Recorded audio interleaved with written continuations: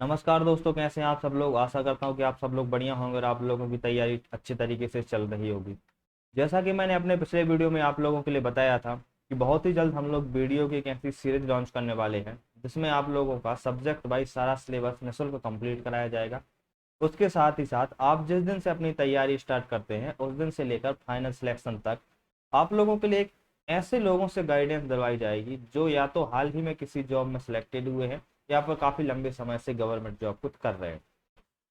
आज का जो वीडियो है इसी सीरीज का एक पहला वीडियो रहेगा और जैसा कि आप लोग थंबनेल से समझ ही गए होंगे इस वीडियो में हम किस बारे में बात करने वाले हैं। तो आइए शुरू करते हैं। आज इस वीडियो में हम उन लोगों के बारे में बात करने वाले हैं जो हाल ही में या तो गवर्नमेंट जॉब की तैयारी जिन्होंने स्टार्ट कर दी है लेकिन अभी भी पूरी तरीके से कंफ्यूज हैं या फिर अपनी तैयारी को लेकर कॉन्फिडेंट नहीं है, या फिर कुछ हमारे ऐसे भाई बहन जो आफ्टर ट्वेल्थ होते हैं कुछ जो तैयारी के बारे में सोचने लगते हैं, या फिर आफ्टर कॉलेज भी कुछ हैं लेकिन उनके मन में एक कॉमन सा क्वेश्चन होता है कि उन्हें तैयारी करनी क्या है। मतलब किस चीज़ की तैयारी उन्हें करनी चाहिए, कौन सी जॉब उनके लिए सही रहेगी, किस फील्ड में हमें जाना चाहिए। आप मार्केट में या फिर अपने आसपास के कुछ लोगों से जितने लोगों से पूछेंगे उतनी प्रकार की आपको राय मिलेगी। कुछ लोग जो पहले से ही पीएससी या फिर यूपीएससी कर रहे हैं वो आपको यही एडवाइस करेंगे कि आपको यूपीएससी या पीएससी करनी चाहिए। कुछ दूसरे लोग जो एसएससी को पसंद करते हैं, कुछ ऐसे होंगे जो आपको बैंक की भी एडवाइस देंगे, या फिर कुछ ऐसे भी लोग हैं जो लंबे समय से तैयारी कर रहे हैं, उन्हें 4 या 5 साल हो गए तैयारी करते हुए, उनका भी किसी एग्जाम में सिलेक्शन नहीं हुआ है। तो उनके लिए सिर्फ एक ही राय आप लोगों को वो देंगे कि सबसे पहले आप अपनी जॉब सिक्योर कीजिए। यह डिपेंड नहीं करता उनके लिए कि उस जॉब का नेचर क्या है, जॉब किस फील्ड में है, जॉब में सैलरी क्या रहेगी, या जॉब करने में आपका मन तो है, आपका इंटरेस्ट है उस जॉब में। उनके लिए सबसे बड़ी बात यही होती है कि पहले आप जॉब के बारे में सोचिए, उसके बाद आप ड्रीम जॉब के बारे में सोचिए। ये सारे लोग अपने पुराने पास्ट एक्सपीरियंस के आधार पर या फिर अपने इंटरेस्ट के आधार पर आपको एडवाइस करते हैं। लेकिन क्या आप खुद अपने मन से सोचें, उनके पास्ट एक्सपीरियंस या फिर उनके नॉलेज के आधार पर अपने फ्यूचर की नींव रख देना अच्छा रहेगा। हो सकता है जिस चीज़ में उनका इंटरेस्ट हो या फिर जिस चीज़ में जिस सब्जेक्ट में उनका अच्छा स्कोर आता हो सकता है वह सब्जेक्ट आपके लिए सबसे बोरिंग हो, आपका उसके पढ़ने में कोई इंटरेस्ट ही नहीं है। तो हर व्यक्ति की अलग अलग अपनी कुछ स्ट्रॉन्ग पॉइंट भी होते हैं, कुछ वीक पॉइंट भी होते हैं। ये सारी चीज़ें हमें अपने मन से डिसाइड करनी होती हैं। कोई भी मेंटर या फिर हालांकि कोई टीचर जो आपको क्लास फर्स्ट से लेकर ट्वेल्थ तक जानता है, आपका क्लास टीचर भी रहा है, वो भी आपको एडवाइस नहीं कर सकता कि सियोरिटी के साथ तुम इस एग्जाम की तैयारी करो और इसमें तुम्हारा सिलेक्शन हो जाएगा। है आपका पर्सनल इंडिविजुअल डिसीजन है। आपको अपने आप को देखना है, अपने पुराने स्कोर कार्ड देख लीजिए, अपने इंटरेस्ट की बात कीजिए, देखिए आप किस सब्जेक्ट में आपको पढ़ने में आपका मन लगता है, या फिर किस जॉब में ऐसी कोई जॉब जिससे आप अपने भविष्य में कोई अपनी हॉबी परस्यू करना चाहते हैं, या फिर आप अपनी फैमिली की रिस्पॉन्सिबिलिटी है। तो आप देखिए क्या उस जॉब को करने में आप ये सारी चीज़ें साथ में कर पाएंगे, या फिर उस जॉब को करने में आपका इंटरेस्ट है, उस जॉब का नेचर क्या रहेगा, उस जॉब में जो सैलरी है को आपकी फैमिली के अकॉर्डिंग आपके खर्चे को पूरा कर पाएगी। ये सारी चीज़ें हर व्यक्ति की अलग अलग होती हैं, हर व्यक्ति का नज़रिया अलग होता है चीज़ों का देखने का। आप किसी दूसरे व्यक्ति के नॉलेज या राय के आधार पर अपने भविष्य को दांव पर नहीं लगा सकते। तो देखिए मैं आप लोगों को बताता हूँ कि आपको इन चीज़ों को देखने कैसा। जैसे कोई दो स्टूडेंट हैं, एक ए है और एक बी है। स्टूडेंट ये है, इसके बारे में हम बात करते हैं। इसका जीएस एक स्ट्रॉन्ग सब्जेक्ट है, इसमें उसका हमेशा इंटरेस्ट है और इसमें इसका स्कोर भी ठीक ठाक रहता है। दूसरा स्टूडेंट है जिसका मैथ्स फेवरेट सब्जेक्ट है, इसमें उसका इंटरेस्ट है, अच्छा स्कोर अभी तक करता आ रहा है और आगे भी यह करेगा, इसको इसी का पढ़ने का मन है। ठीक। लेकिन एक दो स्टूडेंट, दो प्रकार की राय, दो प्रकार का माइंड। अब दो एग्जाम के बारे में बात करते हैं। एक एसएससी है जिसमें टीयर 1 की अगर हम बात करें, दो पेपर होते हैं मेनली, टीयर 1 और टीयर 2। टीयर 1 का जो सिलेबस है, टीयर 1 की बात करते हैं, इसमें जीएस, मैथ्स, रीजनिंग, एक सब्जेक्ट 50 मार्क्स का रहेगा, यानी कि टीयर 1 जो है ओवरऑल 2 मार्क्स का है। अगर हम टीयर 2 की बात करते हैं, इसमें केवल दो सब्जेक्ट होते हैं, 200 मार्क्स के होते हैं, यानी ओवरऑल टीयर 2 जो रहेगा वह 400 मार्क्स का रहेगा। अब आप देखेंगे यहाँ पे आप देखेंगे एसएससी में सबसे ज्यादा वेटेज किस सब्जेक्ट का है। तो आप बात करेंगे कि जो टीयर 2 है इसमें तो जीएस का और जो रीजनिंग है इसका तो कोई रोल ही नहीं है। यहाँ पे केवल मैथ्स और इंग्लिश आनी है जो 200 मार्क्स की है, और यहाँ पे भी मैथ्स और इंग्लिश जो है वह भी 50-50 मार्क्स की आनी है। यानी मैथ्स और इंग्लिश ही दो ऐसे सब्जेक्ट हैं जो एसएससी में 250 नंबर का एक सब्जेक्ट रहेगा। यानी यहाँ पे मेन डिसाइडिंग फैक्टर या मेन डिसाइडिंग जो सब्जेक्ट है वह मैथ्स और इंग्लिश है, यही आपका पूरा सिलेक्शन डिसाइड करेगा। लेकिन अगर कोई ऐसा स्टूडेंट ए है जिसका जीएस स्ट्रॉन्ग सब्जेक्ट है, इसी को इसका पढ़ने में मन लग रहा है, मैथ्स से इसका कोई रोल नहीं है, कोई रुचि नहीं है, तो आप बताइए अगर वो यहाँ आके एसएससी की तैयारी कर देता है तो क्या वो इस फील्ड में अपना अच्छा बेहतरीन स्कोर कर पाएगा या फिर आसानी से जॉब ले पाएगा? ऐसा बिल्कुल नहीं होगा। वह क्या करेगा, 4 से 5 महीने तक यहाँ आएगा, तैयारी करेगा, धीरे धीरे उसको शुरुआत में लगेगा कि हाँ मैं कर लूंगा, पर धीरे धीरे जब उसकी चीजें समझ में आएंगी, वो एग्जाम के डीप में जाएगा, यहाँ पे मॉक टेस्ट वगैरह देगा, तब उसको समझ आएगा कि वो यहाँ पे गलत डायरेक्शन में मेहनत कर रहा है, फालतू का समय नष्ट कर रहा है। उसका स्कोप तो ऐसी फील्ड में जाना है जहाँ पे जीएस मैन फैक्टर हो। जैसे कि बात करते हैं पीएससी, पीएससी मैथ्स और इंग्लिश का कोई रोल नहीं है। मैथ्स और जो रीजनिंग है वो सी सेट में आती है, तो हमें से आपको 30 to 35 मार्क्स लाने होते हैं, क्वालिफाइंग होता है, वो आप आराम से कर सकते हैं। हफ्ते 10 दिन 15 दिन भी आप पढ़ेंगे तो वहाँ पे भी आप मैथ्स रीजनिंग में क्वालिफाई कर जाएंगे। यहाँ पे जो मेन डिसाइडिंग फैक्टर होता है वो होता है जीएस। प्री मेंस से लेके इंटरव्यू तक यहाँ पे जो भी बात की जाएगी केवल और केवल जीएस की जाएगी। और अगर इस पीएससी में एक ऐसा स्टूडेंट जो बी स्टूडेंट है वो एसएससी फील्ड में जा जाके पीएससी में चला जाए, तो क्या वो यहाँ पे ऐसा कुछ अच्छा स्कोर कर पाएगा या फिर यहाँ जॉब ले पाएगा? ऐसा बिल्कुल नहीं है। सबका अपना अपना नजरिया होता है। एक ही समय पे अच्छी चीजें हो सकती हैं जब ए नाम का स्टूडेंट जिसका इंटरेस्ट जी में है वह पीएससी की फील्ड में जाए, और बी नाम का स्टूडेंट जिसका इंटरेस्ट मैथ्स में है वो एसएससी वाली फील्ड में जाए। ये आपको मैंने एक रफ आइडिया दे दिया है कि कैसे आप लोगों का चीज़ों का सिलेक्शन करना है, कैसे आप लोगों को चीज़ों को समझना है। ठीक है, ऐसी चीज़ों को आप समझेंगे, किसी दूसरे की एडवाइस पे आपको अपना समय नष्ट नहीं करना है, ना ही उसकी राय या सलाह पे आप अपना फ्यूचर दाव पे लगा सकते।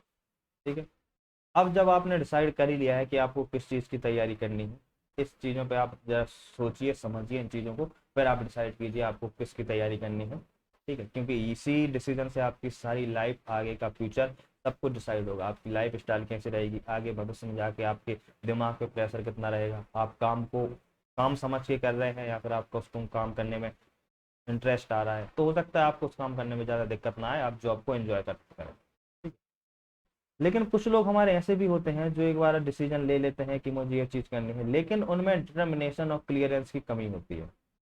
वो क्या करते हैं, मार्केट में देखेंगे किसी कलेक्टर आईएएस को देखेंगे या फिर एसडीएम को देखेंगे, वो उनकी जॉब के चार्म या अट्रैक्शन के बेस पर ही अपना डिसीजन ले लेंगे, अपने उस चीज़ को एम बना लेंगे कि मुझे आईएएस ही करना है। अब देखेंगे 4 लोग आईएएस के आगे पीछे घूम रहे हैं, पूरा जिला संभाल रहा है, तो हमारा क्या होता है, मन में अट्रैक्शन आ जाता है। और अट्रैक्शन जो है वह ज़्यादा एक लंबे समय तक टिकता नहीं है। 4 से 6 महीने बाद आपका अट्रैक्शन एक जगह से शिफ्ट होकर दूसरी जगह शिफ्ट हो जाएगा। जब आप 4 से 6 महीने तैयारी कर लेंगे तब आपको चीज़ें समझ में आएंगी धीरे धीरे कि मैं आईएएस के लिए नहीं बना हूँ, मैं इतनी ज़्यादा मेहनत नहीं कर पाऊंगा, मेरी चीज़ों का नज़रिया है, जो मेरी जो सोच है वो आईएएस या एक किसी भी अधिकारी से नहीं मिल रही है। समझ रहे हैं आप? हो सकता है आप ऐसी जॉब चाहते हैं जिसमें ज़्यादा ना रिस्क लेना हो, आप एक शिफ्ट वाइज जॉब चाह रहे हैं, जैसे आपको 10 से 4 की जॉब करना पसंद है, आपको अपने फैमिली भी देना है, तो हो सकता है आपके लिए बैंक की जॉब सुटेबल हो, आप काम बैंक की जॉब करने में ज़्यादा कंफर्टेबल रहे, ना कि आईएएस आईपीएस में। तो ऐसा आप भावनाओं में बहके या फिर चार्म अट्रैक्शन को देख के जॉब का डिसीजन ना लीजिए। आप एक बार पूरी तरीके से क्लियर हो जाएंगे, सब चीज़ों को समझेंगे, तब आप डिसीजन लें, उस जॉब की तह तक जाके या फिर उस फील्ड में आप पूरा नॉलेज लें, फिर आपको डिसीजन लेना है कि आपको करना क्या। जब आप डिसीजन ले लेते हैं कि आपको क्या करना है, आप उस चीज़ को लेके पूरे डिटरमाइंड हो जाते हैं, आप पूरा सोच लेते हैं कि अब चाहे कुछ हो मुझे यही करना है, मैं इसी के लिए बना हूँ, या फिर इस चीज़ में हो सकता है मैं अच्छा कर जाऊँ, तो उसके बाद जो आती है वो आती है कॉन्फिडेंट की बात। कॉन्फिडेंट हर एक फील्ड लाइफ की हर एक फेज में, चाहे आप जॉब की तैयारी कर रहे हो या फिर हो सकता है आप बिजनेस कर रहे हैं, हर जगह कॉन्फिडेंस बहुत ज़्यादा जरूरी रहेगा। क्योंकि कुछ लोग ऐसे भी मिलेंगे आपको आगे जाके जो आपको डिमोटिवेट करेंगे, जो खुद फेलियर है वो आपको यही एडवाइस करेंगे कि इस फील्ड में मत आओ, इस फील्ड में भी आया था, अब देखो आज मेरा ये हाल है, मैं भी आज सेलेक्ट नहीं हो पाया हूँ, गवर्नमेंट जॉब नहीं दे रही है, ये सारी चीज़ें आपको बताएगी। लेकिन आपको क्या है, उस समय पर घबराना नहीं है, आपको कॉन्फिडेंट रहना है, क्योंकि जिनका सिलेक्शन होता है वो भी इसी जगह से आते हैं, उनका भी एक ऐसा ही नजरिया होता है, शुरुआत में उनको भी ऐसी घबराहट होती है। घबराहट होना एक लाजमी है, लेकिन डिपेंड ये करता है कि वह घबराहट आपके ऊपर कितनी ज्यादा हावी है। कहीं ऐसा तो नहीं है कि आप हमेशा ही सारे समय उसी चीज, पॉजिटिव से ज्यादा आप नेगेटिव रहे हैं, पास होने से ज्यादा आप फेलियर के बारे में सोच रहे हैं कि कहीं मैं फेल ना हो जाऊं, मैं फेल हो जाऊंगा तो तब क्या होगा। उस चीज से सोचने से ज्यादा हो सकता है आप इस चीज के बारे में ज्यादा सोचें कि मैं पास हो जाऊंगा तब कैसी चीजें बदलेंगी, कैसे पेरेंट्स का रिएक्शन रहेगा, कैसे मेरे दोस्तों का रिएक्शन रहेगा। इन सारी चीजों के बारे में आप सोचें, इससे आपको क्या रहेगा, मोटिवेशन मिलता रहेगा, आपको काम करने में खुद आपका मन लगेगा। समझ रहे हैं, ऐसी चीजें आपको धीरे धीरे सोचनी है। अब अगली बात आती है पेशेंस की। वर्तमान समय में अगर आप गवर्नमेंट जॉब की तैयारी कर रहे हैं तो आपके अंदर पेशेंस यानी धैर्य की बहुत ज्यादा जरूरत रहेगी। क्योंकि आप कितने भी पढ़ने में अच्छे क्यों ना हो, आप कितने भी कॉन्फिडेंट हो, आपके इंटेलिजेंस का कोई मतलब ही नहीं है अगर आप गवर्नमेंट 2 साल में जॉब दे ही नहीं रही है तो। किसी भी जॉब की आप देखेंगे नोटिफिकेशन या भर्ती देखेंगे तो करीब 2-2 साल भी लग रहा है कुछ चीजों में। कभी कोर्ट केस हो जा रहा है, कभी जैसे एसएससी में अभी चला था, हाल ही के समय में 2-2 साल तक पेपर नहीं हुए थे। तो आप उस समय तैयारी भी कर भी लेंगे तो उसका कोई मतलब नहीं है। अब ऐसा तो आप है नहीं कि आप जाके सीधा होम मिनिस्टर साहब से मिल लेंगे और बोलेंगे मेरी तैयारी पूरी हो गई है, लाओ मुझे फॉर्म दो, मुझे जॉब करनी है। ऐसा नहीं है। आपको उस समय पे पेशेंस और कंसिस्टेंसी के साथ लगा रहना पड़ेगा। आप उस चीज को, ये हो सकता है कि आपने 8 या 6 महीने में अपना सिलेबस कंप्लीट कर लिया, तो उस चीज की आप बार बार प्रैक्टिस करें, उसमें आप इतने बेहतरीन हो जाए कि अगर आपसे आके कल भी कोई बोल दे कि कल ही आपका पेपर होना है तो आप राजी रहें। आप उस समय भी कुछ बहाने ना बनाए कि मेरा तैयारी नहीं हो पाई, ऐसा वैसा कुछ नहीं। आपको पहले दिन से ही किसी चीज को आप पढ़ेंगे तो आपको यही मान के चलना है कि आज जो मैं पढ़ रहा हूँ हो सकता है आगे जाके मैं इसका रिवीजन भी ना कर पाऊँ। आपको इस तरीके से उन चीजों को पहले दिन ही स्ट्रांग बना लेना है, और फिर जब इतना स्ट्रांग हो जाएगा उसके बाद आप रिवीजन करेंगे तो वो चीज आप कभी लाइफ में नहीं भूल पाएंगे। समझ रहे हैं? तो यहाँ पे इन चीज कॉन्फिडेंस और पेशेंस का भी होना बहुत ज्यादा जरूरी है। अब अगली बात आती है जेंटलमैन एटीट्यूड। जेंटलमैन एटीट्यूड से मेरा मतलब आपके उस स्टैंडर्ड या लेवल से है जो कि एक अधिकारी में होना चाहिए। आपके सोचने समझने की क्षमता, आप कैसा सोच रहे हैं, आप लोगों के बारे में क्या करना चाह रहे हैं, आप किसी भी मुद्दे पर अपना तर्क देते हैं तो उस समय आपकी सोच क्या है, ये सारी चीजें। जैसे आपका समय की यूटिलाइजेशन, ऐसा नहीं है कि आप तैयारी कर रहे हैं लेकिन आज भी आप 2-2 3 घंटे किसी चाय की दुकान पर खड़े हैं, दोस्तों के साथ गपशप लगा रहे हैं, आपके पास समय का कोई महत्व ही नहीं है। ये सारी चीजें आपको पहले दिन से ही समझनी पड़ेगी। आप देखेंगे कि मैं आपको एग्जाम्पल के तौर पे बता रहा हूँ, आप देखिए मार्केट में कहीं जाएंगे तो कोई भी एक चीज होती है, जैसे आप एक से नोटबंदी की बात कर लेते हैं हम। ठीक है, आप लोग देखेंगे 2 लोग हैं जो पहले से एक्सपीरियंस है, जो तैयारी कर रहे हैं, वो नोटबंदी पर बहस कर रहे हैं। कोई सकारात्मक पक्ष बता रहा है, कोई नकारात्मक पक्ष बता रहा है। तो आपको क्या करना है, ऐसी सारी चीजों पे अभी से ध्यान देने लग जाना है। आप उस समय भाग मत लीजिए डिबेट में, आप केवल पक्षों को सुनिए कि कौन क्या बोल रहा है, एक का पक्ष क्या है, दूसरे का पक्ष क्या है। इससे क्या होगा, आप उस चीज में भले अपनी बात नहीं रख पा रहे लेकिन कम से कम आपके सोचने का नजरिया डेवलप होगा, आप उस बारे में सोचने लग जाएंगे। तब आप जाके देखेंगे 8 से 10 दिन, मतलब सॉरी 8 से 10 महीने बाद या 4 महीने 6 महीने बाद आपका भी एक खुद का अंदर से कुछ तर्क बनने लग जाएंगे, आप उस अपनी बात को सामने वाले तक रख पाएंगे। आपकी जो बात करने का, आपकी जो बात को रखने का जो तरीका रहेगा वो बहुत प्रभावी होने लगेगा। तब कुछ समय बाद ऐसा भी आएगा कि लोग आपकी बात को मानने लगेंगे, तब उनको आपकी बात ज्यादा प्रभावी लगेगी। तो ये सारी चीजें आपको तैयारी के पहले दिन से स्टार्ट कर देनी होती हैं। ये चीजें तो वो हो गई हैं जो आपको सिलेक्शन, जिस दिन आप सॉरी आपको जिस फील्ड में जाना है उस फील्ड में जाने से पहले आपको किन किन बातों पर सोचना है, किन किन बातों पर काम करना है, ये सारी वो बात होती है। अब अगली हम बात करते हैं ड्यूरिंग प्रिपरेशन की। अगर आप तैयारी स्टार्ट कर चुके हैं, आपने कोई कोचिंग ज्वाइन कर ली है, आप पूरी तरीके से सीरियस हो गए, तब आपको किन चीज़ों का बात को याद रखना है, उन चीज़ों के बारे में बात करते हैं। देखिए, जब आप क्लास स्टार्ट कर देंगे तो उस समय आप लोगों को कुछ नोट्स दिलवाए जाएंगे, दिए जाएंगे, जिस भी आप कोचिंग में ज्वाइन कर रहे हैं या फिर जिस आप मेंटर या फिर आप टीचर को फॉलो कर रहे हैं उसका भी कुछ अपना अलग मटेरियल होगा, उसके पढ़ाने का अलग तरीका होगा। या फिर आप मार्केट में जाएंगे, देखिए एक सब्जेक्ट की आप देखेंगे 1,000 से भी ज़्यादा बुक्स है।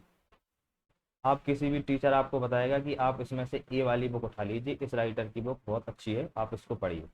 आप उसको पढ़ना स्टार्ट कर देते हैं। जैसे आज देखते हैं, आज 16 जुलाई है, आपने आज से पढ़ना स्टार्ट किया, 1 महीने तक आपको उस बुक को पूरा पढ़ने में लग गया, 9 अगस्त हो गई, आपने 1 महीने का पूरा टाइम दे दिया। तब आप जाके देखते हैं, आपने सोचा कि चलो मेरी बुक कंप्लीट हो गई है, अब मैंने इसकी प्रैक्टिस करनी है। तो आप मार्केट जाएंगे, वहां से आप अपने जो पुराने 3 से 4 साल के जो पेपर हैं प्रीवियस ईयर आप उनको उठा के लाते हैं, उनको आप लगाना स्टार्ट करते हैं, तो आप पाते हैं कि आपने जिस बुक से जो पढ़ाई है या फिर जो आपने जो मेथड फॉलो की है, तो उस मेथड से कोई भी एक ऐसा क्वेश्चन सॉल्व नहीं हो रहा है जो कि पुराने सालों में आया है या फिर जिनकी आने की ज्यादा संभावना है। तो फिर आप ही बताइए, आपके इस एक महीने के समय, आपकी इस मेहनत का क्या मतलब रहा? सारी आपकी मेहनत बेकार चलेगी, आपने जो कुछ पढ़ा है वो भी सारा बेकार गया। इसके साथ साथ सबसे इम्पोर्टेंट चीज, जो आपका एक महीने का जो समय है वो भी चला गया। अब आपने जिनके साथ तैयारी स्टार्ट की थी, आपके दोस्त, उनसे आप ऑलरेडी एक महीने पीछे हो चुके हैं, क्योंकि उनने अच्छा कंटेंट चुना, उनने वही चीज पढ़ी है जो कि सिर्फ आपके एग्जाम में आनी है। तैयारी जब आप करते हैं किसी भी एग्जाम का, एक दायरा होता है, इसी दायरे इसी रेंज में से चीजें पूछी जाती हैं, इसके बाहर कुछ भी नहीं आना है।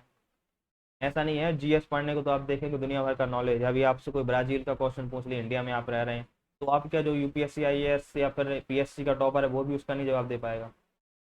हर चीजें पढ़ना संभव नहीं है, तो आप केवल वही चीजें पढ़िए जो एग्जाम में आनी है, जहां से अक्सर क्वेश्चन पूछे जाते हैं या फिर जिनके आने की संभावना ज्यादा है, जो रिलेवेंट है। इसके बाहर का आपको अभी नहीं पढ़ना है। जब आपका सिलेक्शन हो जाए उसके बाद आपको जो पढ़ना है आप पढ़ते रहिए, या फिर आपको नहीं पढ़ना है बिल्कुल मत पढ़िए, लेकिन पहले आपको केवल वही पढ़ना है जो रिलेवेंट हो, जिससे आपके जॉब लेने में आपको आसानी हो। क्योंकि आज से 2 साल बाद आप जब देखेंगे तो उस समय आपकी जॉब ही देखी जाएगी, ना कि आपसे ये पूछा जाएगा कि आपने क्या पढ़ा था, किस वजह से आपका सिलेक्शन नहीं हुआ। दुनिया सिर्फ दो चीज समझती है, हाँ या ना, आपका सिलेक्शन हुआ है या नहीं हुआ। हुआ है तो ठीक है, आपकी जो स्ट्रेटजी थी, आपने जो पढ़ा सब कुछ ठीक था, आप इंसान भी ठीक थे। लेकिन अगर आपका सिलेक्शन नहीं हुआ है तो उन्हें इससे मतलब नहीं होता कि आप आधे नंबर से रह गए हैं, कि आपने जो कंटेंट चुना था वो ठीक नहीं था, कि आपका टीचर ठीक नहीं था। वो सारी बातें अपने तक ही रहती हैं, दुनिया को इससे कोई मतलब नहीं है। अगर आपका सिलेक्शन नहीं हुआ तो आप दुनिया के सबसे बेकार व्यक्ति हैं, आपने सारा समय नष्ट किया है। ऐसा तो नहीं बोलना चाहिए कि बेकार व्यक्ति हैं, लेकिन सामने वाले की नज़र में आप यही बन जाते हैं कि आपने जाके सारा पैसा बर्बाद किया है, आपने कोई मेहनत नहीं करी है। मेहनत की कदर नहीं करते लोग अगर आपका सिलेक्शन नहीं हो रहा तो। और दूसरी बात, अगर आपका सिलेक्शन नहीं हो रहा तो आपका खुद का जो आत्मसम्मान, आपका खुद का कॉन्फिडेंस है वो भी बहुत ज़्यादा डाउन हो जाता है। आप सिलेक्शन के बाद 3 साल आपने लगा दिया, आपका सिलेक्शन नहीं हुआ, आप किसी दूसरी फील्ड में जाएंगे, जैसे आप बिजनेस करने लग रहे हैं, सिलेक्शन नहीं हुआ, एक काम करते बिजनेस स्टार्ट कर देते, तो उस समय आप खुद दिमाग लगाइए, इमेजिन कीजिए, क्या आपकी उतना कॉन्फिडेंस आप में रहेगा एक बार आप फेल होने के बाद? आपको उस समय ही मन में पहले दिन से थॉट आने लगेंगे कि कहीं ऐसा ना हो मैं यहाँ पर ही फेल हो जाऊं, या फिर मैं कुछ बड़ा कर ही नहीं सकता। ये सारी चीज़ें पे आपको ध्यान देना है, इसलिए आपको सिर्फ वही पढ़ना है जो रिलेवेंट हो। मार्केट की 1000 बुक्स नहीं उठानी है, आपको सिर्फ वही चीज़ पढ़नी है जो आपकी काम की है। उन सारी चीज़ों का ध्यान रखना है। अगली चीज़ जो होती है इंपॉर्टेंट फैक्टर आपकी तैयारी में, वो होता है टाइम। टाइम की वैल्यू हर जगह है, ना केवल तैयारी में बल्कि हर एक फील्ड में, आपके बिजनेस से लेके आपकी डेली लाइफ में, हर जगह टाइम। स्टार्टिंग में हम मानते हैं कि टाइम लगता है, जैसे आप एक क्वेश्चन उठाएंगे, उसको सॉल्व करने में आपको 20 से 25 मिनट लगेंगे। ठीक है, आपको लग रहे हैं आप पूरा समझ रहे हैं क्वेश्चन, क्वेश्चन के नेचर क्या है, क्वेश्चन क्या पूछना चाह रहा है, क्वेश्चन को कहाँ से सॉल्व करना स्टार्ट करें, कहाँ से सोचें, उसमें आपको लाजमी है 20 से 25 मिनट लगेंगे। ठीक है, लग रहे हैं लगाइए, आप 30 मिनट लग रहे हैं आप उसमें भी लगाइए। लेकिन सिर्फ इस बात का ध्यान रखें कि अगर आप 30 मिनट इसमें लगा रहे हैं तो इस 30 मिनट में सिर्फ आप क्वेश्चन के बारे में सोचें, ना कि किसी और चीज़ में। कभी कभार होता है कि हम उस चीज़ को, क्वेश्चन को लेके तो बैठ गए, 30 मिनट की जगह हमने 40 मिनट लगा दिए, लेकिन हम उस क्वेश्चन के बारे में सोच ही नहीं रहे हैं। क्वेश्चन तो हम भूल ही चुके हैं, क्वेश्चन है क्या है, किसी और चीज़ के बारे में सोचने लग रहे हैं। तो ऐसा नहीं करना है। आप अपना समय लीजिए, take your time but don't waste. आप समय को बर्बाद मत करिए, जितना आपका लग रहा है आप उस समय को लगाइए। चीज़ों को, एक क्वेश्चन आपको एक बार नहीं आ रहा, 2 बार कीजिए, 2 बार नहीं आ रहा 5 बार कीजिए, 10 बार कीजिए, लेकिन अपना समय है वो सही चीज़ों पर ही लगाए, बेकार नहीं करना है। ऐसा भी नहीं करना है कि आपका अभी तक आप घूमते रहे शाम में, तो अगर आपकी क्लास आज से 3 से 5 हो जाती है तो यही टाइम आपने किसी को मिलने के लिए दे रखा है, तो आप कोचिंग का भी कर रहे हैं। इन सब चीज़ों के आप रिस्पेक्ट करिए, समय की कीमत समझिए। 2 साल बाद आपके बाद में यही आपको लगेगा कि काश मैंने उस समय अपना टाइम का यूज कर लिया होता, क्योंकि आगे जाके आपको अभी नहीं समझ में आएगा, जब आपके साथ वाले आपके दोस्त लोग सब जॉब में लग जाएंगे ना, तब आप उनसे मिलेंगे, तब आपको समझ में आएगा। तब आपको लगेगा कि अपने साथ वाले या फिर आपके जूनियर या आपके कॉलेज के स्टूडेंट जो आपसे कम मार्क्स लाते थे, उनका मेंटल जो कैपेसिटी थी वो आपसे कम थी, हमेशा कॉलेज में आपसे पीछे रहे, स्कूल में पीछे रहे, लेकिन आज आप देखेंगे उनके पास जॉब है, आपके पास जॉब नहीं है। तब हो सकता है आपको थोड़ा अजीब लगे, अटपटा लगे। ठीक है। अगली बात करते हैं हम टाइमली एनालिसिस की। जैसे कि मैंने बताया कि आपको कंटेंट कैसे पढ़ना है, क्या चीज़ें पढ़नी है, कि कितने समय बाद आपको बुक्स लगानी है। इस टाइमली एनालिसिस से क्या होता है कि आपने जो पढ़ा है, आपके जो टीचर ने पढ़ाया है, इस चीज़ में आपको सहूलियत मिल जाएगी कि जो हम पढ़ रहे हैं क्या वह सही है, या फिर मेरा इसके पढ़ने से मेरा स्कोर बूस्ट हो रहा है, क्या मेरे मार्क्स बढ़ रहे हैं। इन चीज़ों का समय पर एनालिसिस बहुत ज़्यादा जरूरी होता है, क्योंकि जितना आप इन चीज़ को समझेंगे, जितने आप लेट जाएंगे, उतने ही आपको चीज़ों को सुधारने में समय लग जाएगा। आप अगर एग्जाम्पल देखिए, अगर आप 1 महीने बाद इस चीज़ को एनालिसिस करते हैं, 1 महीने बाद देखते हैं, या फिर आप 2 महीने बाद देखते हैं, 1 महीने बाद पर अगर आपको गलती समझ में आ जाती है कि हम कहाँ गलती कर रहे हैं, कहाँ मेरी अप्रोच ठीक नहीं है, तो कहीं ना कहीं आप इस ऐसे स्टूडेंट से जो 2 महीने बाद अपनी गलती में सुधार करना स्टार्ट करता है, इससे आप कहीं ना कहीं आगे हो जाएंगे। और जब तक वो इस चीज़ को समझ में आएगा, आप उससे 2-4 मार्क्स तो मेरे ख्याल से आगे बढ़ जाएंगे। इसलिए टाइमली आपको चीज़ों को एनालिसिस करना है। आप टीचर पर ट्रस्ट कीजिए, लेकिन आपको अंधभक्त भी नहीं बनना है। ऐसा नहीं करना है कि आपको कोई तीसरा व्यक्ति आए और आपका इस्तेमाल करके चला जाए, आपसे पैसे लूट ले, और वही व्यक्ति आपसे 6 महीने बाद फिर मिले और बोले कि तुम मेरे पुराने स्टूडेंट थे, आप हमारे संबंधन अच्छे हो चुके हैं, तो हम आपके लिए फीस कम कर देते हैं। संबंध अच्छे होने का तो सवाल ही पैदा नहीं होता। अगर आपका सिलेक्शन नहीं हो रहा, तो आपके तो उससे संबंध बिगड़ जाने चाहिए कि उसने कैसा पढ़ाया, आपका सिलेक्शन ही नहीं हुआ है। तो इन सारी चीज़ों का ध्यान रखना है, समय समय पर एनालिसिस करना है, ये सारी चीज़ें खुद ही देखनी पड़ेंगी। अगली बात आती है रिवीजन। रिवीजन सारी तैयारी का एक सार होता है। अगर आप तैयारी कर रहे हैं तो रिवीजन के बिना तो आपका अच्छा स्कोर संभव ही नहीं होगा, क्योंकि हमारे जो दिमाग का एक क्षमता होती है वो एक समय तक ही होती है। आप चीज़ें याद रखेंगे मैक्सिमम 3 से 4 महीने, मैक्सिमम बात कर रहा हूँ मैं, नहीं तो नॉर्मली 1 से 2 महीने तक की चीज़ें याद रहती हैं। और आप बताइए, आपका सिलेबस होने में 8 महीने लग रहे हैं, तो क्या आपने जो पहले दिन से पढ़ा हुआ था वो 8 महीने तक आपको याद रहेगा? बिल्कुल नहीं रहेगा। 8वें महीने जब आप इन चीज़ों को उठाएंगे तो आपके लिए ऐसा लगेगा कि आपने ये चीज़ें तो कभी देखी ही नहीं है, या फिर इस नाम की भी कोई चीज़ होती है क्या।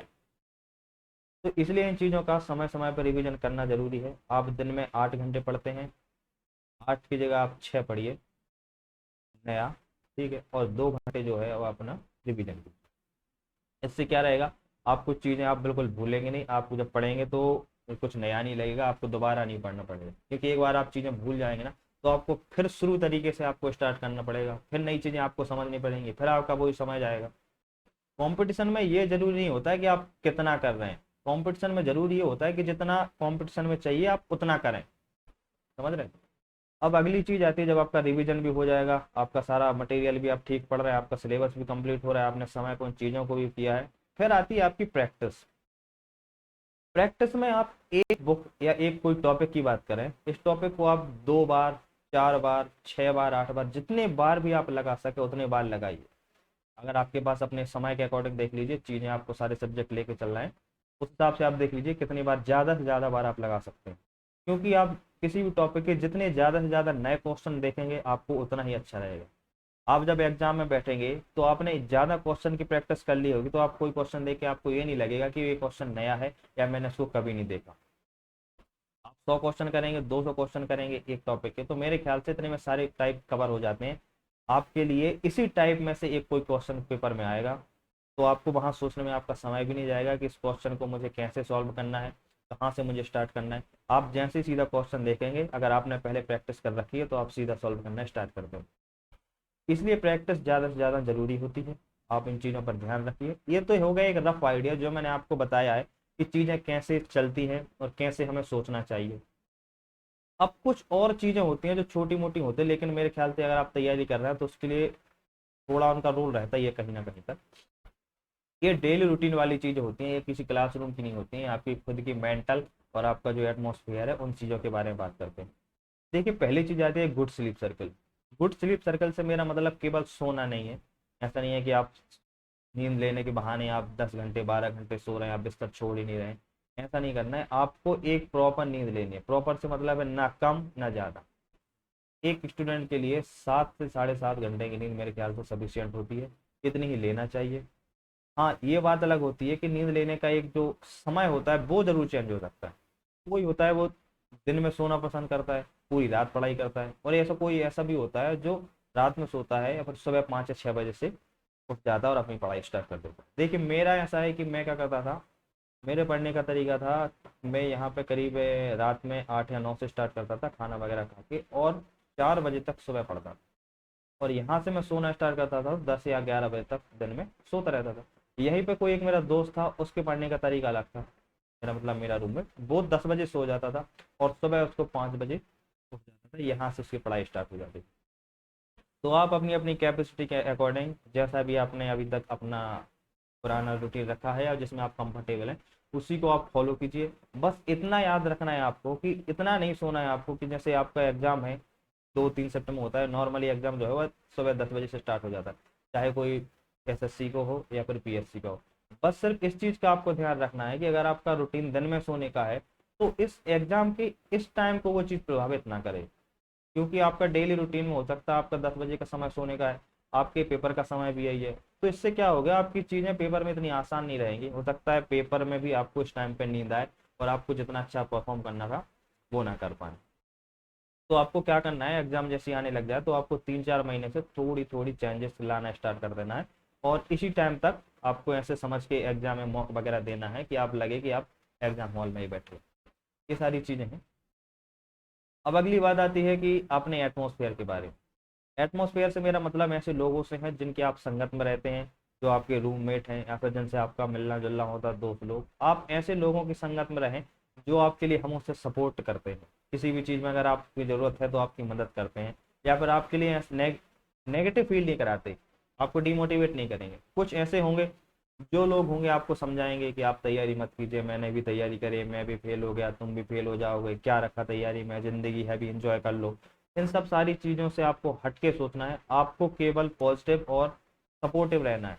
जिस चीज़ में आप जा रहे हैं वहाँ पे आपको ऐसे लोगों से मदद मिले, सिर्फ आपको उन्हीं लोगों की संगत में रहना है। अगर आपसे कोई नेगेटिव बात कर रहा है तो आप उस बारे में बात ही मत कीजिए, या फिर उस बात को आप नकार दीजिए, स्किप कीजिए, उस चीज़ में आप भाग ही मत लो, अपना कोई पक्ष ना रखें। आप सिर्फ अपने एम के बारे में सोचें लाइफ में, क्योंकि अभी आपके लिए सिर्फ यही पड़ा है। आज से 4-6-8 साल बाद आपके दोस्त लोग सब सेटल हो जाएंगे, धीरे धीरे आपका ऐसा समय आएगा कि उनसे बात होना ही बंद हो जाएगी। सिर्फ लास्ट में रहेगा तो आपकी जॉब, आपका पैसा, आपकी हैसियत, आपका खुद का आत्मसम्मान, यही आपकी ज़िंदगी के लास्ट तक चलेगा और कुछ नहीं चलेगा। सब टेम्परेरी है। अब अगली बात आती है बिग थिंकिंग। ये तो नॉर्मल सी बात है, हर ही लोग बोलते हैं, लेकिन हमें भावना में आके इतना ज़्यादा भी नहीं सोचना है। बड़ा सोचें अच्छी बात है, लेकिन इतना भी नहीं सोचना है कि आप 10th या 12th में तो फेल होकर पास हुए हैं और आप जाके सपने देखने लग जाएं कि बनना तो मुझे आईएएस ही है। कुछ लोग होते हैं, जैसे कि एक बुक भी आती है 12th फेल, उसमें भी उन्हीं एक आईएएस सर है, उनकी कहानी है, वो 12th में फेल थे लेकिन आगे जाके वो आईएएस बने। लेकिन कुछ अपवाद होते हैं, उनको खुद को भी समझ आता है। देखिए, आपको खुद को भी समझ आ जाना है कि आप ये कर पाएंगे कि नहीं कर पाएंगे। इसलिए आपको ज़्यादा दुनिया को दिखाने के चक्कर में ऐसा नहीं रहना है कि मैं बड़ा सोचता हूँ, मैं आईएएस ही बनूंगा, मुझे कोई और जॉब ही नहीं करनी है। ऐसा मत सोचें आप। अपने अकॉर्डिंग, अपनी सिचुएशन के अनुसार सोचें, अपने आप को पहचानें, उसके बाद डिसीजन लें। और अगली बात आती है कंपैरिजन की। इस एग्जाम में क्या है, आपको दुनिया भर के भांति भांति के लोग मिलेंगे। किसी का मेंटल जो कैपेसिटी है वो बहुत अच्छी है, कुछ लोग मिलेंगे जिनकी आपसे कम है, कुछ लोग ऐसे मिलेंगे जिनका तो दिमाग काम ही नहीं कर रहा है, कुछ लोग हैं जिनका दिमाग अच्छा है लेकिन वो उसको यूज में नहीं लेना चाह रहे, उसका कोई इस्तेमाल ही नहीं कर रहे। तो इसमें आपको ना किसी दूसरे से कंपेयर नहीं करना है, क्योंकि एक समय आएगा जब आप और आपके दोस्त एक साथ ही तैयारी स्टार्ट करेंगे। वो 2 महीने बाद हो सकता है उसका स्कोर 40 आउट ऑफ 50 हो जाए किसी भी मॉक या टेस्ट में, और आपका हो सकता है आप 30 पर ही रह जाए। तो यहाँ पे आपको उसको देख के घबराना नहीं है कि हम दोनों ने साथ तैयारी ही की थी, लेकिन वो आज मुझसे इतने मार्क्स आगे निकल गया, या उसकी मुझसे अच्छी तैयारी है तो वो पोस्ट ले जाएगा, मैं नहीं ले जाऊंगा। ऐसा बिल्कुल नहीं है, आप चीज़ों को समय दें। एक समय आएगा आपका भी, आप भी अच्छा स्कोर करेंगे, हो सकता है आप भी आगे जाके 40 की जगह 50 ले आए। क्योंकि चीज़ों को समझने में टाइम लगता है, लेकिन एक बार अगर चीज़ें आपकी समझ में आ गई तो सारा गेम आपका ही होगा। आप चीज़ों को जैसा चाहेंगे वैसे स्मूथली आपके हिसाब से चलेंगे। अब देखिए, मैं अपने यहाँ पे आप लोगों को अपने एक स्कोर कार्ड के बारे में बात कर देता हूँ। देखिए, ये मेरा टीयर 1 का स्कोर कार्ड है एसएससी का। यहाँ पे अगर आप ध्यान दें, मेरे इंग्लिश के स्कोर के बारे में बात करते हैं, ये 50 रहा है, 50 आउट ऑफ 50। और ये मैथ एप्टीट्यूड के बारे में बात करते हैं तो ये मेरा 40 आउट ऑफ 50 रहा है।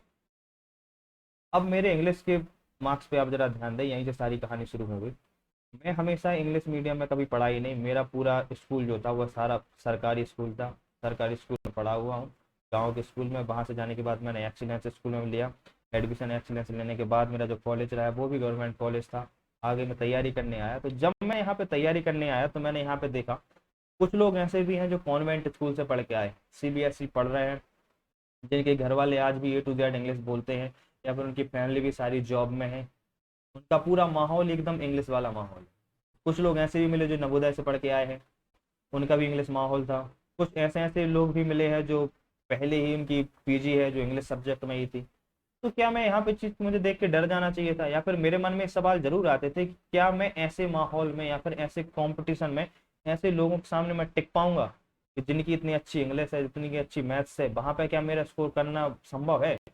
अगर मैं ये सारी चीजें सोचता तो आज जो मैंने इतना सफर स्टार्ट किया है, पहले मौका मुझे अच्छे से याद है, मेरे 10 या 12 मार्क्स आते थे इंग्लिश में 50 में से। यहाँ से चल के 50 आउट ऑफ 50 का जो मैंने सफर तय किया है वो केवल अपनी मेहनत और कॉन्फिडेंस के दम पर तय किया है। चीजों को आपको हारना नहीं है, आप दूसरे लोगों से कंपेयर बिल्कुल मत कीजिए कि आप क्या कर सकते हैं। आप क्या कर सकते हैं आपको खुद नहीं पता, हो सकता है आप आगे जाके इससे भी बेहतरीन कर जाएं। 50 आप प्री में लेके आए, हो सकता है आप 200 आउट ऑफ 200 जाके इंग्लिश में लेके आए। सारा गेम मेहनत का होता है और आप सही अप्रोच और गाइडेंस का होता है। किस्मत भी एक समय तक साथ देगी, या फिर आपने पुराने समय में कितना भी ज्यादा रायता फैलाया हो, या फिर हो सकता है आप कॉलेज या स्कूल के टॉपर रहे हो, हमेशा फर्स्ट रैंक सिक्योर रही हो, इन सारी चीजों का यहाँ कोई लेना देना नहीं है। आप दूसरों से कंपेयर मत करें। मैं अपना उदाहरण देता हूँ, जब मैं अपने डॉक्यूमेंट वेरिफिकेशन में गया था तो उन्होंने मुझसे ना तो मेरे स्कूल के बारे में कोई बात की, ना ही कोई स्कूल का बैकग्राउंड देखा, ना कॉलेज का बैकग्राउंड देखा, ना ही उन्होंने ये देखा कि मेरा मीडियम क्या है। वहां पे सिर्फ एक ही चीज देखी जाती है कि क्या आपका लिस्ट में नाम है, क्या आप जॉब लेने के लिए सूटेबल है, आपने इस एग्जाम में, सेंट्रस एग्जाम में इतना स्कोर किया है कि आप जॉब ले पाए। अगर आपने स्कोर किया है तो बात खत्म, आपका पुराना क्या था उनसे कोई मतलब नहीं है। कुछ जॉब होती हैं जैसे बैंक वगैरह है, उसमें हो सकता है 60% एग्रीगेट मांगते हैं, तो उन चीज़ों का आप ध्यान रख लीजिए। बाकी मैक्सिमम ऐसे एग्जाम होते हैं जिनमें परसेंटेज का, आपके बैकग्राउंड का कोई भी रोल नहीं है, सिर्फ रोल रहेगा आपकी मेहनत का कि आप एग्जाम निकाल पाए हैं या नहीं। तो इन चीज़ों का भी आपको ध्यान रखना है। दो लोगों को देखकर आपको घबराना नहीं है, कोई टेंशन नहीं लेनी, अपने आप पे भरोसा रखना। ये तो सारी चीजें हो गई उनके बारे में कि आपको क्या करना है तैयारी से पहले और तैयारी के बाद। अब बात करते हैं कि हम और हमारी टीम आपकी इस तैयारी में कैसे गाइड करेगी, उनका मेरा रोल काम क्या रहेगा। देखिए, बात करते हैं हम आपका साथ एग्जाम के नोटिफिकेशन से स्टार्ट होगा। जैसे भी कोई फॉर्म आएगा आपके लिए इन्फॉर्म कर दिया जाएगा कि फॉर्म आ गया है, आपके लिए उस नोटिफिकेशन के बारे में बताया जाएगा, उसकी क्वालिफिकेशन क्या है, क्या उसके लिए डिग्री लग रही है, उसका सिलेबस क्या है, ये सारी चीज़ें आपके लिए बताई जाएगी। आपके लिए कोई चीज़ बड़ी नहीं है, आप भी जाकर इस नोटिफिकेशन को देख पाएंगे, लेकिन जिस नज़रिए से आपको देखना है आप हो सकता है उस नज़रिए से ना देख पाए। आप क्या करेंगे, आप जाके देखेंगे, सिलेबस देखेंगे, सबसे बड़ी बात।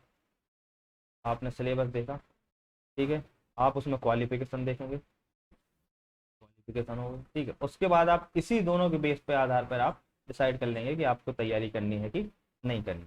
लेकिन यहाँ पे भी सिलेबस में भी दो चीजें होती हैं देखने को मिलती हैं। जैसे एक एग्जाम्पल के तौर पे आपको बात करता हूँ, सिलेबस में आ गया है कि मैथ्स आनी है। मैथ्स में भी आप जाके देखते टॉपिक क्या आ रहा है, टॉपिक मान लेते हैं उसमें आया है कि एलजेब्रा टॉपिक पूछा जाना, ठीक है, एलजेब्रा टॉपिक पूछा जाना है। इसमें भी दो टाइप होते हैं कि बेसिक एलजेब्रा पूछा जाना है कि एडवांस आएगा। इस तरह तक तो मुझे नहीं लगता इतने डीप तक आप लोग सोच पाते हैं, केवल आप, आपकी जो पहुंच होती है यहाँ तक ही होती है। आप यहाँ तक देते हैं कि टॉपिक क्या है, सिलेबस क्या है, यहाँ तक आपकी चीजें खत्म हो जाती है। लेकिन आप एक बात बताइए, कोई ऐसा स्टूडेंट है जिसके ने अलजेब्रा तो पढ़ा है लेकिन उसका उतना अच्छा स्कोर नहीं रहा है, ना ही उसका इसको पढ़ने में इंटरेस्ट है, तो वो क्या अलजेब्रा को हमेशा ही एडवांस मान के चलेगा। अलजेब्रा पूछा जा रहा है, एडवांस ही आएगा, मैं इसमें पास नहीं हो पाऊंगा, मैं इस चीज को छोड़ दूंगा, बेसिक को वो पूरा इग्नोर कर देगा। लेकिन कुछ ऐसा स्टूडेंट है जो अलजेब्रा उसका बहुत अच्छा है, अच्छा स्कोरिंग है, तो वो उसकी सारी चीज को उसको बेसिक लगेगी, वो तो बेसिक समझेगा, वो फॉर्म भर देगा। तो इन चीजों को भी आपको देखना है, इन चीजों को में भी हम आपकी पूरी हेल्प करेंगे, आपको समझाएंगे कि किस चीज की जरूरत है, आपको कितनी मेहनत करनी है, एग्जाम में क्वेश्चन का जो नेचर है वो नेचर क्या रहेगा, ये सारी चीज हम आपको हेल्प करेंगे। अगली बात आती है पॉइंट नंबर 2 की। पॉइंट नंबर 2 होते हैं न्यूज़पेपर। आप लोगों के लिए न्यूज़पेपर डेली, डेली अगर संभव नहीं होता तो कोशिश की जाएगी कि वीक में आपको 3 से 4 दिन तो करवाया ही जाएगा, डिस्कस किया जाएगा सारा। और इस न्यूज़पेपर की जो लैंग्वेज है वो ओनली और इंग्लिश रहेगी। इंग्लिश रहने से आपको दो फायदे होंगे, एक तो क्या हो गया, आपकी वोकेबलरी बहुत अच्छी हो जाएगी, क्योंकि आप जब कोई चीज़ को पढ़ेंगे आपको नए नए वर्ड देखने को मिलेंगे, तो आपकी वोकेब अच्छी स्ट्रांग होंगी, आपकी सोचने समझने की जो क्षमता है, दूसरी बात सबसे बड़ी बात यही होती है, आपकी जो अंडरस्टैंडिंग है वो काफ़ी अच्छी हो जाएगी। सिर्फ लैंग्वेज से ही आपकी अंडरस्टैंडिंग बनती है। आप देखेंगे कि आप जैसे कोई हिंदी मूवी देखते हैं या फिर कोई नॉवेल्स वगैरह स्टोरी वगैरह पढ़ते हैं, तो कभी कभार ऐसा होता है कि आपने 4 से 6 पेज पढ़ी या फिर 30-40 मिनट मूवी देखी और आगे की आप स्टोरी आपके दिमाग में चलने लगती है, आप समझ जाते हैं कि आगे स्टोरी में यही होगा। लेकिन अगर आपको वही मूवी इंग्लिश में या फिर तेलुगु या तमिल में दिखाई जाए, तो क्या आप उतने आगे का सोच पाते हैं? आप जरा जरा सा आपके दिमाग में थोड़ी आपको इंग्लिश समझ में आती है, तो आप ठीक है समझते जाएंगे, सबटाइटल वगैरह देखेंगे, दिमाग लगाएंगे, कोशिश करेंगे, लेकिन आप सिर्फ जिस जगह पे मूवी चल रही केवल आप उतना ही उस जगह पे सोच पाएंगे, आगे की स्टोरी आप उस समय पे नहीं सोच पाएंगे। ये सारी चीजें आपको तभी आएंगी जब आपकी अंडरस्टैंडिंग अच्छी होगी, आपका लिखने का पढ़ने में आपकी बहुत अच्छी हैबिट रही होगी। ये सारी चीजें अंडरस्टैंडिंग में आती है। आप देखेंगे न्यूज़पेपर जब स्टार्ट करते हैं तो धीरे धीरे ये सारी चीजें होती है, पहले आप उसको स्टोरी की जैसे पढ़ते हैं, फिर कुछ समय बाद आप उसमें दिमाग लगाते हैं, आप थिंकिंग लगाते हैं, तो आपको चीजें क्लियर हो जाती हैं। आप देखिए बड़े अर्थशास्त्रियों को देखेंगे, वो इस चीज से भी अंदाजा लगा देते हैं कि सऊदी अरब में अगर पेट्रोल या डीजल के दाम बढ़े हैं तो उसका इंडिया पे क्या प्रभाव रहेगा। तो यही दूरदर्शी जो सोच होती है, वो इन सारी चीजें अंडरस्टैंडिंग जो है वो आपकी रीडिंग से ही आएगी। आप धीरे धीरे इस पर काम करेंगे तो ये सारी चीजें डेवलप हो जाएंगी। अब अगली बात, जैसा कि मैंने आपको बताया है कि मटेरियल है वो सारा रिलेवेंट होना चाहिए, तो आप लोगों के लिए जो भी मटेरियल दिया जाएगा आपको केवल वही पढ़ाया जाएगा जो आपके एग्जाम में आना है, जो एग्जाम के पॉइंट ऑफ व्यू से काम का है। आप लोगों को पीडीएफ दी जाएगी, क्योंकि हार्ड कॉपी तो देना संभव है नहीं है, मैं कहीं हूँ आप कहीं हो, तो आप लोगों के लिए ग्रुप में जो भी रहेगा टेलीग्राम व्हाट्सअप, उसमें आप लोगों को पीडीएफ के द्वारा सारे नोट्स दिए जाएंगे मटेरियल प्रैक्टिस के लिए। अगली बात आती है, सॉरी डेली वीडियो क्लास को हम भूल ही गए। डेली वीडियो क्लास का ऐसा है कि आपके लिए कोशिश की जाएगी कि डेली 1 घंटे की एक वीडियो क्लास डाली जाए।